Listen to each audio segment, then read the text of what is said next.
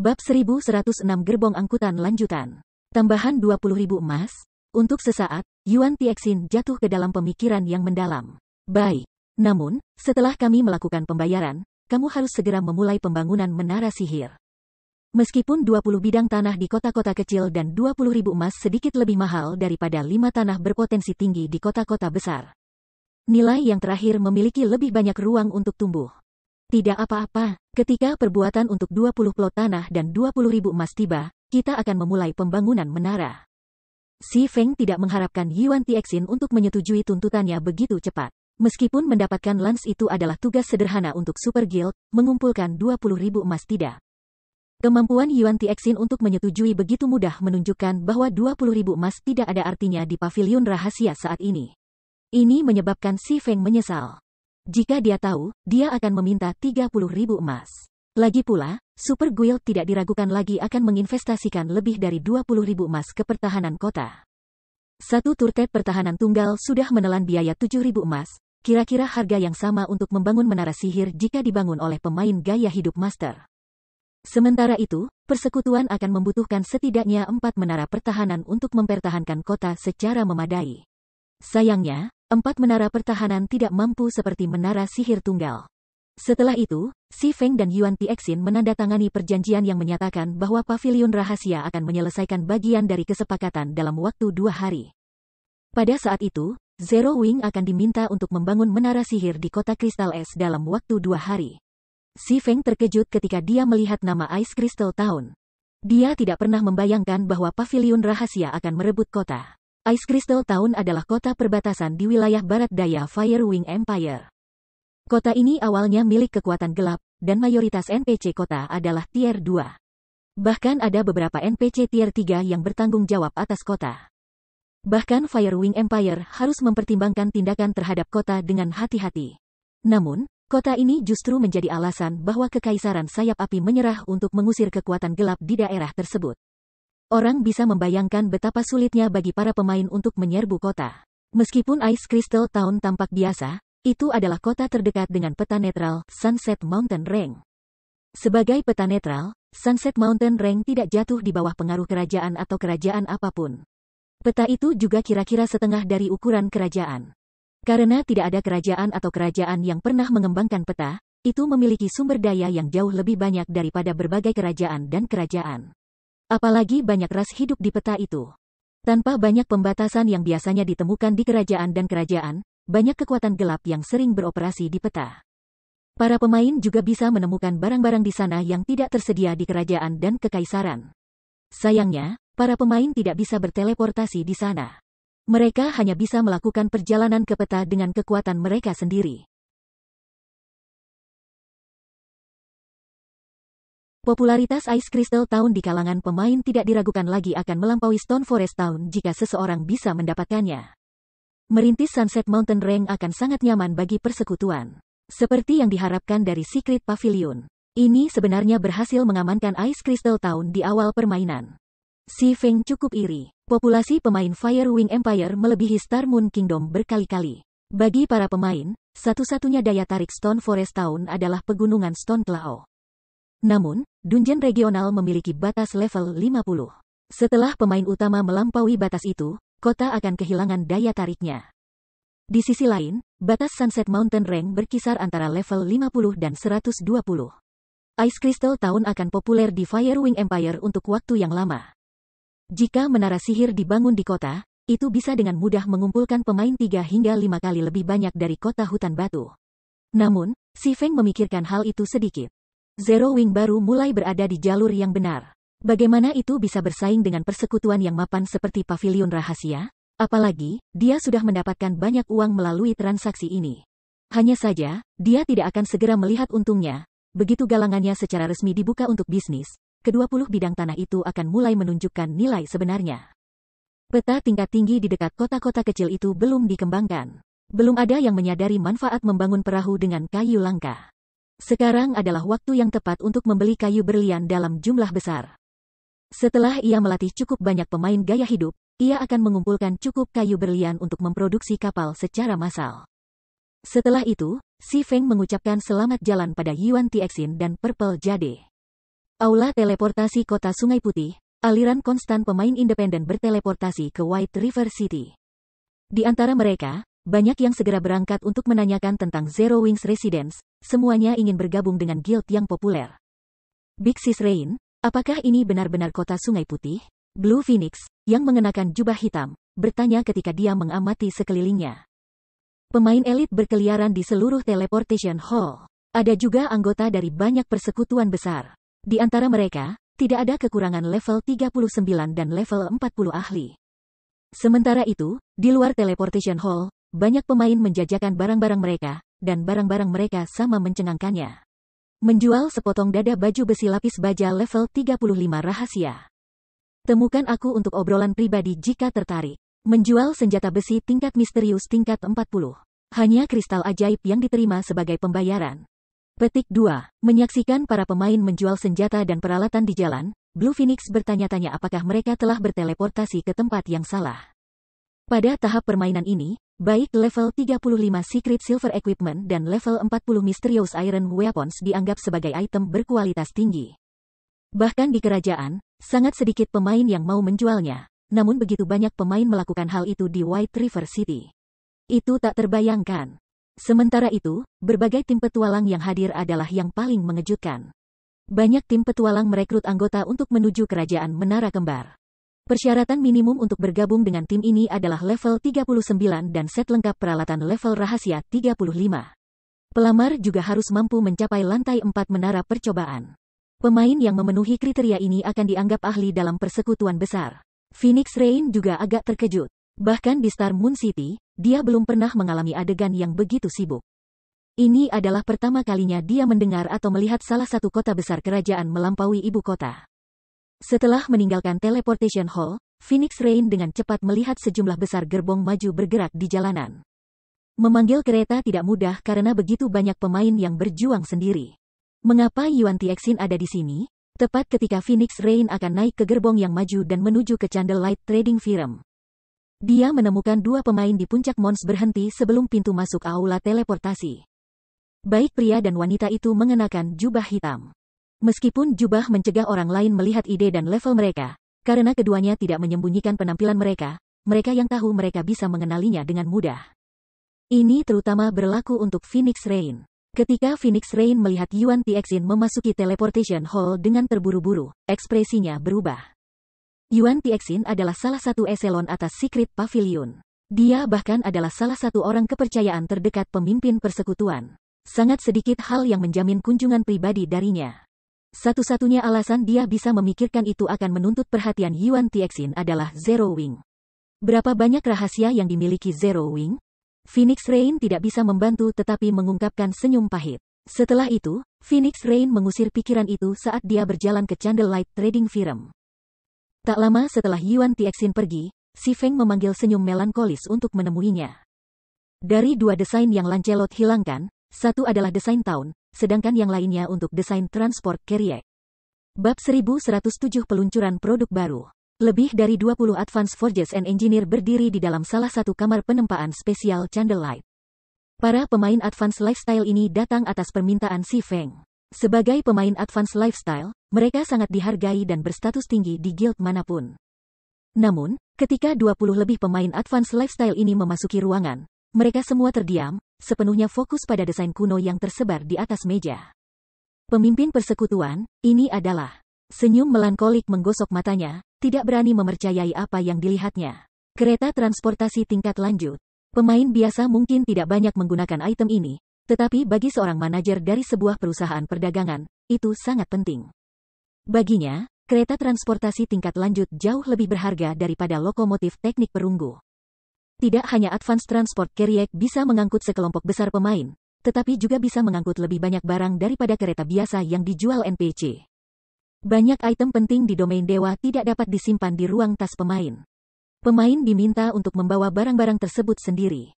Gerbong NPC yang dijual atau disewakan hanya bisa mendukung beberapa pemain. Bahkan kereta perunggu hanya bisa membawa 5 orang sekaligus. Dan sementara kereta perunggu bisa membawa banyak item di ruang tasnya, itu hanya bisa membawa maksimal 10 item yang tidak bisa disimpan di ruang tas. Yang paling penting, gerbong ini hanya dapat melakukan perjalanan dengan rute perdagangan resmi yang sangat membatasi penggunaannya. Akan tetapi, pengangkutan gerbong berbeda.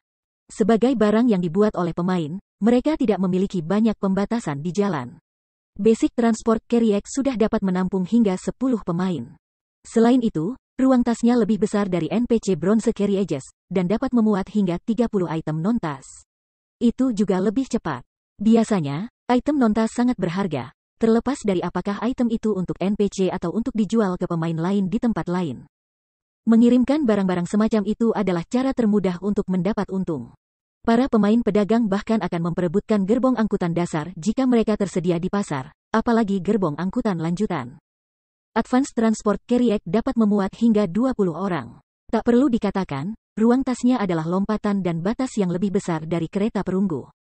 Bisa juga membawa hingga 60 item non-tas. Adapun kecepatannya, itu bisa bersaing dengan gunung besi misterius. Jika firma perdagangan Candlelight dapat menggunakan transportasi angkutan lanjutan, bahkan jika mereka tidak menjual produk dan berfokus pada logistik, mereka bisa menghasilkan banyak uang. Karena itu, bagaimana senyum melankolis dapat menahan kegembiraannya? Kamu sudah melihat desain untuk dirimu sendiri. Aku harap kamu mulai memproduksinya dengan cepat. Mengenai materi utama, aku akan mencoba memikirkan cara untuk mendapatkan apa yang kamu butuhkan. Untuk saat ini, mulailah memproduksi bagian mana saja yang kamu bisa, si Feng menginstruksikan, tertawa pada ekspresi semua orang yang tercengang. Sementara Advanced Transport Carry X sangat mengagumkan, bahan-bahan yang diperlukan sangat langka. Candlelight Trading Firm mungkin bisa mendapatkan sebagian besar bahan yang dibutuhkan, tetapi bahan utama, Green Ebony, sangat sulit diperoleh. Bahkan si Feng hanya bisa memikirkan beberapa tempat yang menghasilkan kayu ini. Terlebih lagi, lokasi-lokasi ini adalah peta tingkat tinggi. Bahkan lokasi level terendah adalah peta level 60 yang disebut Crying Ghost Ridge. Sayangnya, itu adalah peta netral, tanah terlarang untuk pemain saat ini. Hanya pemain tier 2 yang berani mengerjakan sesuatu di sana. Namun, untuk angkutan transportasi lanjutan, si Feng berniat melakukan perjalanan. Jika dia memiliki transport carry aegis, dia bisa membuka rute perdagangan dari Stone Forest Town ke kota-kota NPC lainnya lebih cepat dari yang dia rencanakan. Setelah itu, si Feng meminta pemain Advanced Lifestyle meneliti komponen Advanced Transport Carry X, sementara ia menginstruksikan Melancholic Smile untuk tetap tinggal. Setelah yang lain pergi, si Feng melihat ke senyum Melancholic dan bertanya, apa situasinya dengan perusahaan perdagangan Blackwater dan Surgawi? Sebelum perang, perusahaan perdagangan Blackwater dan Surgawi telah melakukan perang harga gila-gilaan dengan Candlelight. Berharap untuk mendorong Candlelight keluar dari pasar Star Moon Kingdom sementara mereka mengurangi kekuatan keuangan Zero Wing. Sekarang setelah pemakaman Blackwater dan Surga menderita kekalahan besar, kedua guild akan mengambil tindakan. Ini terutama benar karena Zero Wing sangat membutuhkan uang. Seperti yang kamu duga, mereka telah mengurangi harga lagi. Mereka telah menurunkan harga Lightstone mereka pada khususnya. Saat ini, mereka menjual setiap batu ringan hanya dengan 30 tembaga. Mereka bahkan tidak berusaha untuk menutupi biaya produksi mereka sekarang, Melancholic Smile perlahan melaporkan. Untuk pemain saat ini, Lightstone adalah item yang harus dimiliki. Mereka juga merupakan produk yang paling kompetitif dari firma perdagangan lilin. Sekarang bahwa Blackwater dan perusahaan perdagangan Surgawi telah menurunkan harga mereka menjadi 30 tembaga, orang dapat melihat berapa banyak dua perusahaan perdagangan membenci Candlelight. Pada 30 koper, Blackwater dan Heavenly bahkan tidak bisa menutupi biaya produksi mereka. Candlelight Trading Firm, bagaimanapun, masih bisa mendapat untung karena banyak forges advance mereka. Selain itu, karena ruang penempaan khusus, api yang kuat, dan alat pendukung lainnya, biaya produksi Candlelight untuk batu cahaya hanya 20 tembaga. Karena mereka ingin bermain, mari humorkan mereka sampai akhir. Jual batu ringan masing-masing untuk 25 tembaga. Kami juga akan mulai menjual ramuan stamina eksotis. Si Feng tidak merasakan sesuatu yang khusus tentang situasi ini. Dia sudah lama bersiap untuk hari ketika batu cahaya tidak lagi menguntungkan. Lagi pula, batu cahaya adalah produk umum di domain dewa. Dia puas dengan kekayaan yang telah dia hasilkan dari mereka. Sementara itu, ramuan stamina eksotis yang akan ia luncurkan berbeda. Candlelight memiliki hak eksklusif atas resep eksotik stamina potion. Harganya juga dalam anggaran pemain biasa. Ini pastinya ramuan yang harus dimiliki. Yang paling penting, ramuan ini akan menjadi populer di kalangan pemain yang berkumpul. Salah satu sumber utama pendapatan pemain di domain GAT adalah mengumpulkan bahan baku. Namun, para pemain mengonsumsi stamina jauh lebih banyak saat mengumpulkan materi daripada di pertarungan boss. Selain itu, semakin jarang suatu bahan, semakin banyak pemain stamina akan mengkonsumsi. Ini mengakibatkan seringnya istirahat paksa dan waktu pengumpulan terbatas. Begitu mereka merilis ramuan stamina eksotis, Si Feng menolak untuk percaya bahwa pemain yang lebih suka mengumpulkan bahan daripada melawan monster akan melewati produk baru ini. Aku akan segera menyelesaikannya, senyum melankolik mengangguk penuh semangat. Tindakan Blackwater dan Heavenly Trading Firm telah membuatnya kesal. Sekarang setelah mereka akan meluncurkan ramuan stamina eksotis, dia ingin melihat bagaimana dua perusahaan dagang itu berencana untuk bersaing dengan Candlelight.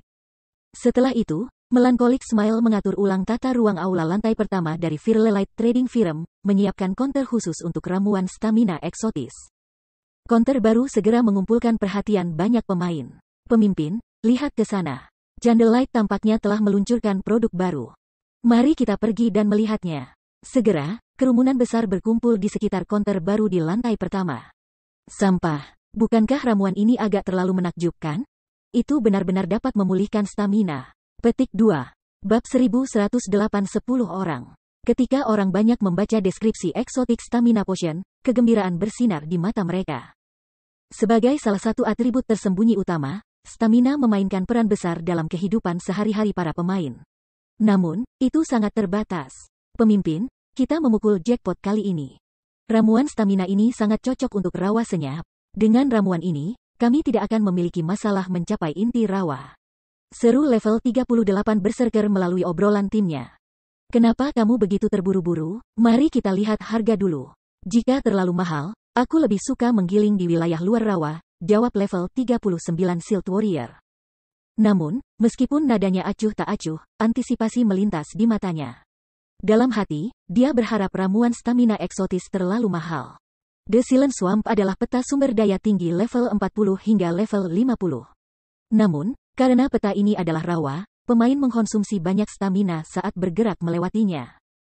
Selain itu, yang lebih dalam berkelana ke rawa, semakin banyak stamina yang mereka konsumsi. Karenanya, berbagai guild besar telah menghindari mengirim anggota ke sana untuk naik level. Ini memberikan peluang bagus bagi pemain independen seperti mereka untuk menghasilkan uang dan naik level dengan cepat. Sebelumnya, dalam perjalanan pertama tim mereka ke rawa senyap, mereka menemukan bahwa peta itu adalah tanah harta karun. Mereka sering menemukan mineral dan tumbuhan langka. Meskipun ada banyak monster di sana, jika seseorang berhati-hati, mereka bisa pergi dengan panen yang signifikan. Sayangnya, selama periode ini, lebih banyak pemain pergi ke rawa Silent, menyebabkan pendapatan mereka dari daerah luar rawa anjlok. Namun mereka tidak dapat menjelajah ke wilayah inti dan inti karena konsumsi stamina mereka akan terlalu parah. Jika mereka bertemu monster dengan stamina yang hampir menipis, mereka pasti akan menderita penghapusan tim. Namun, jika mereka terlalu banyak istirahat, mereka tidak akan jauh, dan panen mereka akan sangat kecil. Jika mereka bisa menggunakan ramuan stamina eksotis ini, mereka bisa mencapai inti rawa dan sumber dayanya yang melimpah. Saat itu, penghasilan harian mereka akan meroket. Tim mereka juga akan dapat mengumpulkan cukup uang untuk melengkapi semua orang dengan mons. Pada saat itu, mereka akan membuat iri tim petualang lainnya. Karena level 39 Shield Warrior ini sibuk dengan pikirannya, para pemain independen lain di sekitar counter menghitung potensi keuntungan dan kerugian mereka sendiri. Cepat lihat, harga pra-penjualan habis. Apakah Candlelight mencantumkan harga yang salah? Pasti ada kesalahan. Bagaimana ramuan stamina eksotis semurah ini? Para pemain di aula berteriak kaget ketika mereka melihat harga pra-penjualan. Campuran mana The Blackwater dan Heavenly Trading Firms yang dijual hanya memiliki durasi 2 jam. Ramuan stamina eksotis, di sisi lain, bertahan 10 jam.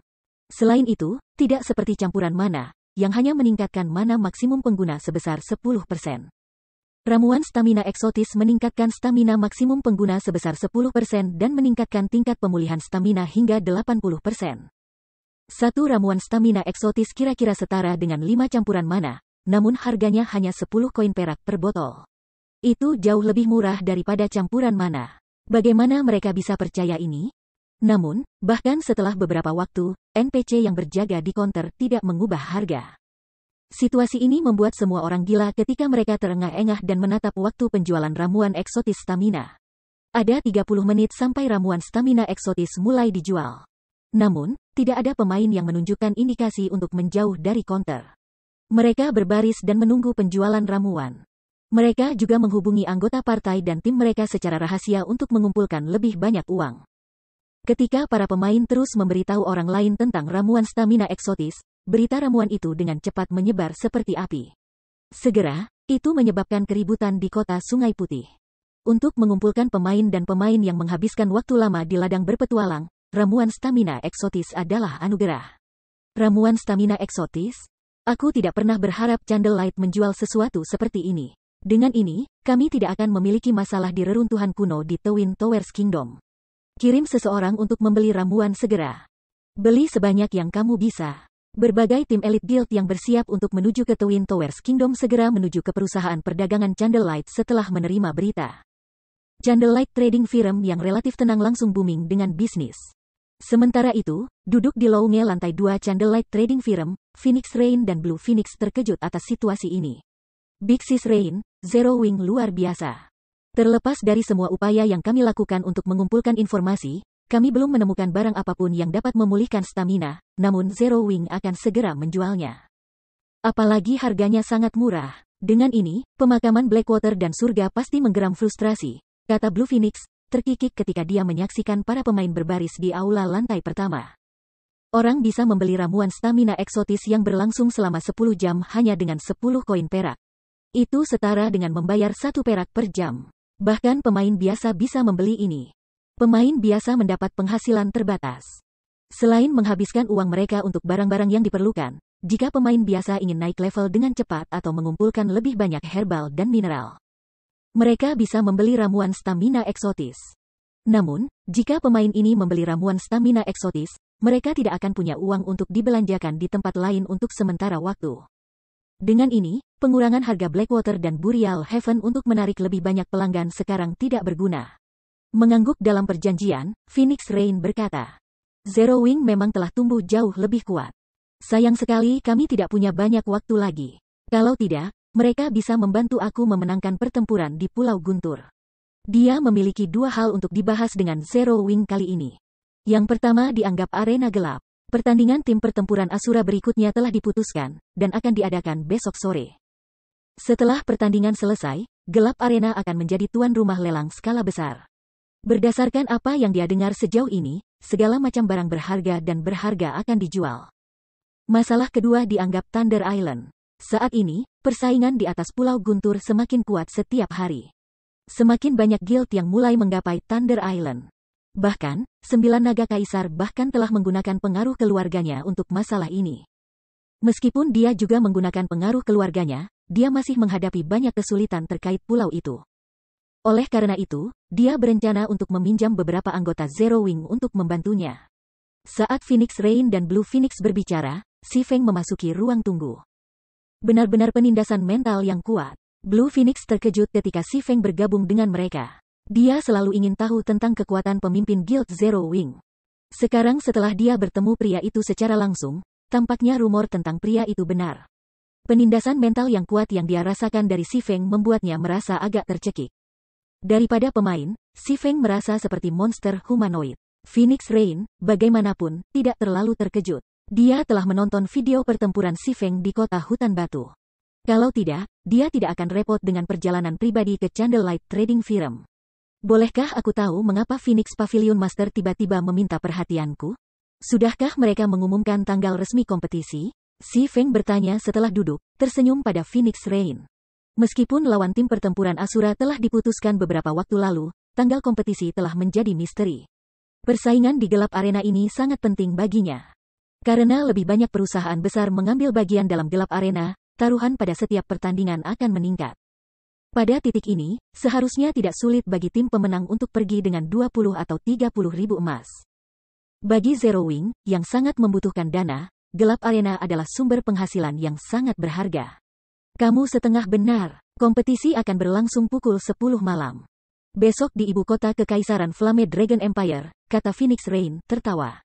Aku juga di sini untuk meminjam 10 pemain dari Zero Wing. Bab 1109 Tanah Suci di Laut. Pinjam beberapa pemain kita, Si Feng memberi Phoenix Rain Paviliun Naga Phoenix adalah persekutuan tingkat pertama. Paviliun merekrut sejumlah besar anggota setiap tahun, dan mereka memiliki banyak pakar yang diasuh oleh guild. Namun, Paviliun Naga Phoenix yang sama telah mencari dia untuk meminjam tenaga kerja. Ini tak terbayangkan. Betul, aku ingin meminjam 10 orang untuk membantu aku dengan tugas. Setelah tugas selesai, aku akan membayar kamu 5.000 kristal sihir. Jika tugas gagal, aku akan membayar 1.000 kristal. Tentu saja, aku akan menawarkan kompensasi tambahan jika ada kematian yang terjadi selama pinjaman aku, kata Phoenix Rain, tersenyum ketika dia mengangguk. Bolehkah aku tahu apa yang dipikirkan ketua pemimpin Black Flame tentang ini? Biasanya, ketika merekrut para ahli untuk membantu pencarian, pembayaran dilakukan dalam bentuk kredit atau koin. Seorang ahli biasa hanya akan dikenakan biaya beberapa emas untuk disewa, sementara bahkan ahli puncak hanya berharga sekitar 100 emas. Sementara itu, dia menawarkan Magic Crystals sebagai pembayaran. Kristal sihir jauh lebih berharga daripada koin. Itu mata uang yang keras. Berbagai guild besar sudah memperlakukan Magic Crystals sebagai sumber daya strategis. Mereka mungkin dapat membeli 10 atau 20 kristal sihir dari tim petualang independen atau lokakarya kecil, tetapi ketika jumlahnya naik ke 3 digit, praktis tidak mungkin untuk menemukan cukup di pasar.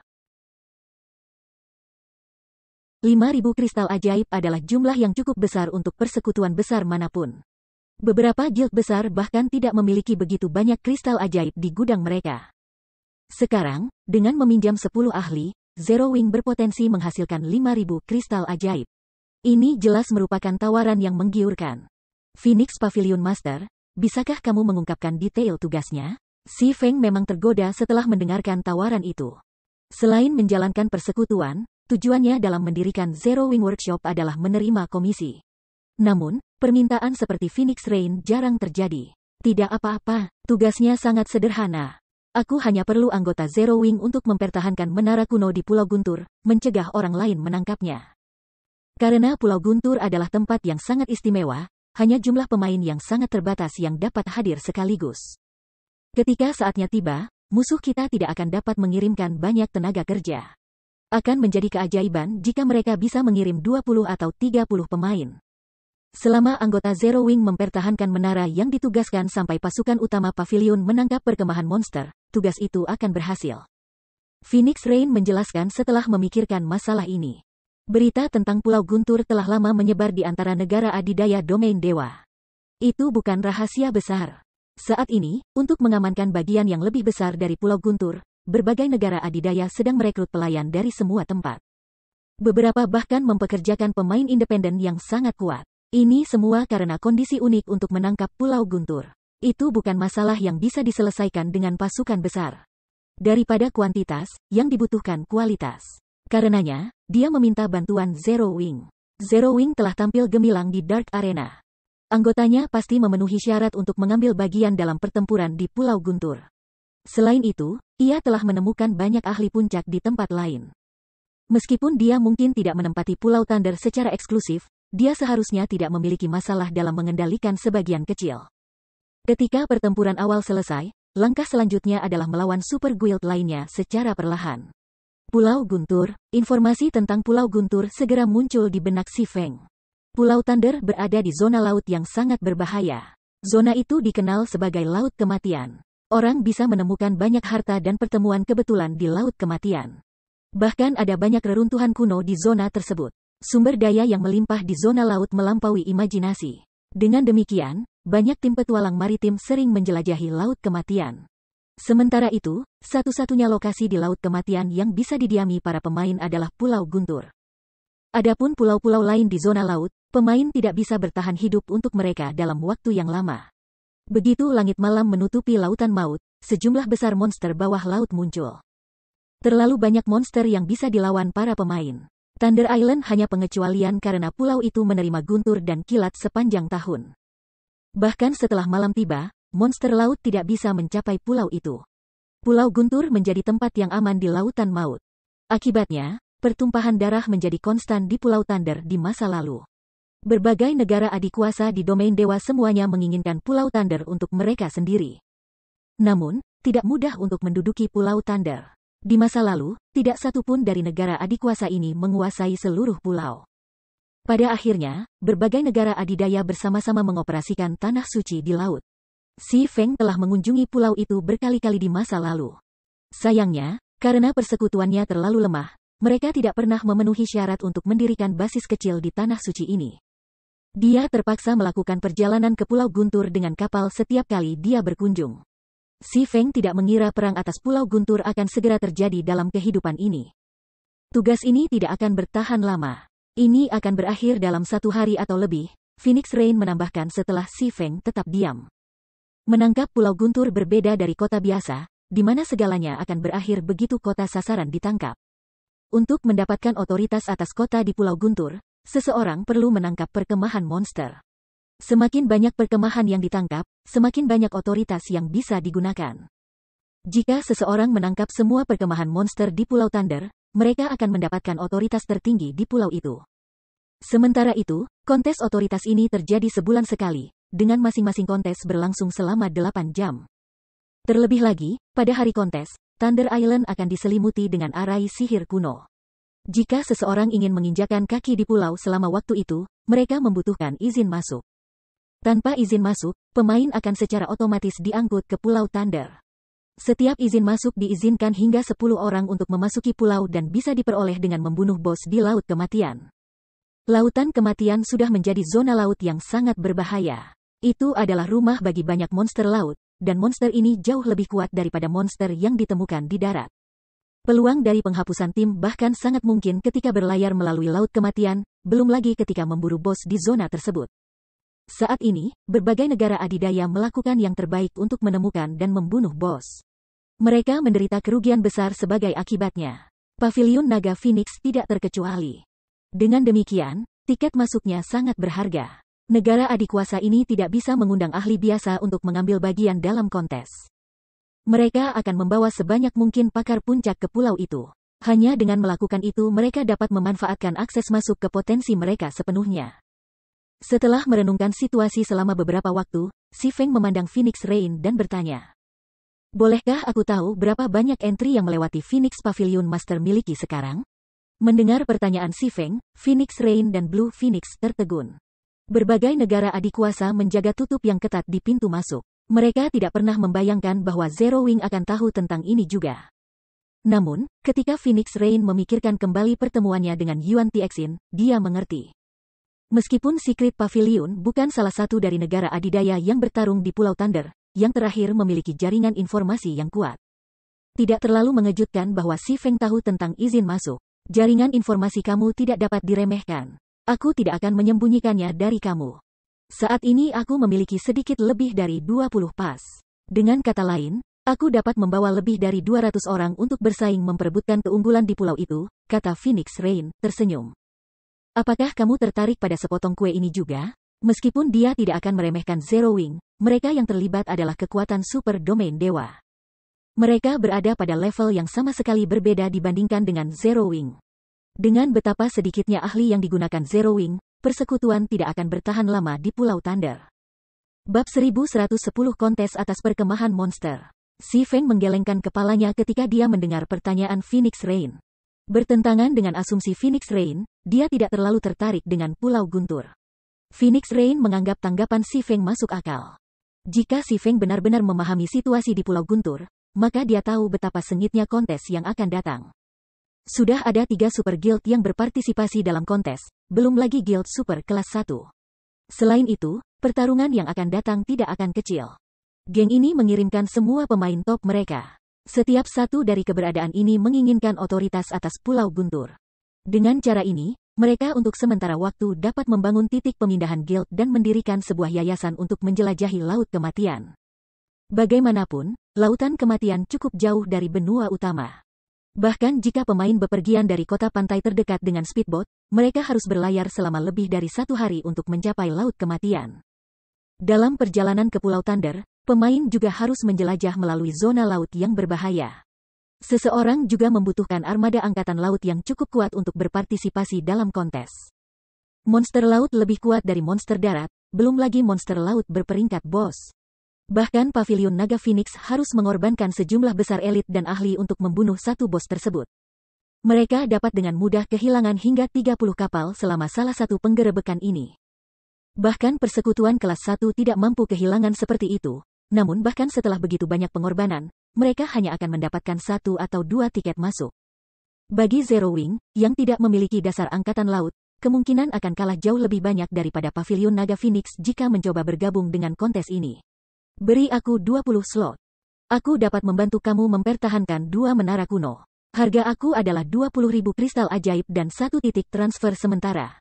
Jika kami gagal, aku tidak akan menagih 1 koin pun. Aku juga tidak akan meminta kompensasi atas kematian, kata si Feng setelah memikirkan masalah ini. Sangat sulit untuk menempati perkemahan monster di Pulau Guntur. Monster-monster di perkemahan ini bergantung pada para pemain di pulau itu. Monster-monster ini umumnya pangkat kepala suku dan di atasnya. Sebelum pemain mencapai tier 2, bos yang mempertahankan perkemahan ini akan ditetapkan sebagai Grand Lords. Termasuk risiko penyergapan oleh persekutuan lain, kesulitan menangkap sebuah perkemahan terlihat jelas. Yang paling penting, monster di perkemahan ini memiliki pertahanan dan perlawanan sihir yang sangat tinggi. Itu tidak mungkin untuk menyerang perkemahan ini secara normal. 1. Membutuhkan penggemar menara kuno untuk menurunkan kesulitan. Sementara itu, semakin banyak menara kuno yang diduduki, semakin mudah untuk berurusan dengan monster-monster ini. Namun, Pulau Guntur memiliki sejumlah menara kuno. Berbagai geng besar pasti akan mengirim anak buah mereka untuk mengambil alih menara ini, meskipun mereka hanya akan mengirim sejumlah kecil pemain untuk melakukannya. Bagaimanapun, perkemahan monster adalah target yang paling penting. Untuk mengamankan menara kuno, seseorang biasanya akan mengirim 15 hingga 20 pemain, dan geng ini biasanya berusaha untuk menempati 3 atau 4 menara. Begitu mereka melakukannya, dengan kekuatan para ahli mereka bisa menjatuhkan perkemahan monster dengan kira-kira 100 pemain. Tawarannya untuk mempertahankan 2 menara kuno tidak diragukan lagi akan meringankan sebagian beban pada Phoenix Rain. Dia akan memiliki 10 pemain tambahan untuk membantunya menempati perkemahan monster. Kamu akan mengamankan 2 menara kuno? Phoenix Rain berpikir keras. Untuk memperkuat benteng mereka di menara kuno, dia sebelumnya memutuskan untuk mengirim 20 pemain ke setiap menara. Rencananya adalah mengirim 60 pemain untuk menangkap 3 menara kuno. 100 plus pemain lain yang dia miliki akan lebih dari cukup untuk menangkap sebuah perkemahan. Ini adalah rencananya yang paling konservatif. Idealnya, dia ingin menangkap 2 perkemahan. Namun, ini terlalu sulit. Jika apa yang dikatakan si Feng benar dan dia bisa mempertahankan 2 menara kuno hanya dengan 20 pemain, dia bisa menyelamatkan 20 pemain tambahan untuk dirinya sendiri. Jika dia berusaha lebih keras untuk memperluas armadanya, dia mungkin bahkan mendapatkan 2 atau 3 tiket masuk sebelum hari kontes. Pada saat itu, dia akan memiliki kesempatan untuk mendapatkan 2 perkemahan monster. Hanya saja, kondisi titik transfer si Feng agak sulit untuk disetujui. Untuk setiap perkemahan monster yang ditangkap di Pulau Guntur, mereka akan mendapatkan 2 titik transfer sementara di kota. Dia sudah menjanjikan 1 titik transfer ke persekutuan besar lain yang telah setuju untuk membantunya. Jika bukan karena guild besar itu, dia tidak akan mendapatkan begitu banyak tiket masuk di tempat pertama. Jika dia menerima tawaran si Feng, dia harus mengamankan 2 perkemahan monster. Namun, ada terlalu banyak ketidakpastian. Selain itu, Phoenix Rain merasa sulit untuk percaya bahwa Zero Wing memiliki begitu banyak ahli yang kuat yang mampu mempertahankan 2 menara kuno hanya dengan tim 20. Apakah ada masalah? Si Feng tidak bisa membantu tetapi bertanya ketika dia menyaksikan Phoenix Rain merenungkan tawarannya. Guild Leader Black Flame, sejujurnya, setiap perkemahan monster yang ditangkap hanya menyediakan 2 titik transfer sementara guild. Di antara mereka, aku sudah menjanjikan 1 kepada Persatuan Firmamen. Meskipun Firmamen hanyalah guild kelas 1, guild telah mengembangkan kekuatan maritimnya. Saat ini, angkatan lautnya bahkan lebih kuat daripada banyak persekutuan tingkat pertama. Jika bukan karena mereka, aku tidak akan memperoleh begitu banyak izin masuk. Untuk memulainya, Phoenix Rain menjelaskan. Cakrawala, si Feng mengingat persekutuan dari masa lalunya. Persekutuan Cakrawala memang penguasa di laut. Firmamen telah menduduki 2 kota NPC pesisir, yang memiliki populasi dalam jutaan, sangat awal dalam permainan. Kedua kota ini menjadi fondasi bagi persekutuan untuk mengembangkan kekuatan maritimnya. Selain itu, Firmamen fokus pada pengembangan angkatan lautnya. Meskipun secara keseluruhan, itu secara signifikan lebih lemah dari persekutuan tingkat pertama, pertempuran di laut tidak bergantung pada para ahli persekutuan. Kuantitas dan kualitas kapal-kapal persekutuan juga memainkan peran utama. Di masa lalu, bahkan beberapa super guild tidak cocok dengan kekuatan tempur firmamen di laut. Tidak heran mengapa Pavilion Naga Phoenix berhasil mendapatkan begitu banyak izin masuk, meskipun baru-baru ini memulai pengembangan angkatan lautnya. Kapan kontes Thunder Island akan dimulai? Tanya si Feng. Kontes akan dimulai dalam 7 hari. Namun, perjalanan ke pulau itu memakan waktu sehari penuh, jadi kita hanya punya 6 hari untuk bersiap, Phoenix Rain menjawab sambil memberi si Feng pandangan bingung. Dia tidak mengerti mengapa si Feng mengajukan pertanyaan seperti itu. 7 hari sudah cukup, kata si Feng, tertawa. Phoenix Pavilion Master, bagaimana kalau aku mengajukan penawaran lain padamu? Beri aku 60 slot. Selama sisi kamu dapat menampung 3 menara kuno, sisi aku akan menangkap perkemahan monster untuk kamu. Sebagai imbalannya, aku ingin 100.000 kristal ajaib atau tanah dengan nilai setara selain 1 titik transfer sementara. Apa yang kamu pikirkan? Ketika Phoenix Rain dan Blue Phoenix mendengar proposal baru si Feng, mereka menatapnya dengan kaget. Mereka berdua percaya bahwa si Feng gila. Sementara 100.000 kristal sihir bukan masalah bagi mereka, mereka sama sekali tidak mengerti di mana si Feng menemukan kepercayaan dirinya untuk membuat klaim yang berani. Berdasarkan perkiraannya, dengan asumsi bahwa mereka dapat menangkap 3 menara kuno seperti yang direncanakan, menangkap perkemahan monster membutuhkan setidaknya 100 ahli puncak. Meskipun persekutuan tampak penuh dengan para pemain biasa, di mata negara-negara adidaya, Zero Wing hanya memiliki sekitar 10 ahli yang benar-benar cakap. Bagaimana si Feng akan mengisi 50 slot yang tersisa? Bahkan jika dia bisa mengirim 50 ahli yang mampu, tidak mungkin untuk menangkap perkemahan monster hanya dengan 60 pemain. Phoenix Pavilion Master, kamu awalnya berencana untuk menangkap hanya 1 perkemahan, kan? Kamu harus tahu bahwa kemungkinan menangkap 1 detik cukup rendah. Bahkan jika kamu membiarkan Zero Wing bertarung untuk perkemahan kedua, aku yakin kamu tidak akan menderita banyak kerugian. Jika kamu masih tidak yakin, aku bisa menandatangani perjanjian. Jika Zero Wing gagal mengamankan perkemahan kedua, kami akan membayar 100.000 kristal ajaib. Bagaimana dengan itu? Petik 2.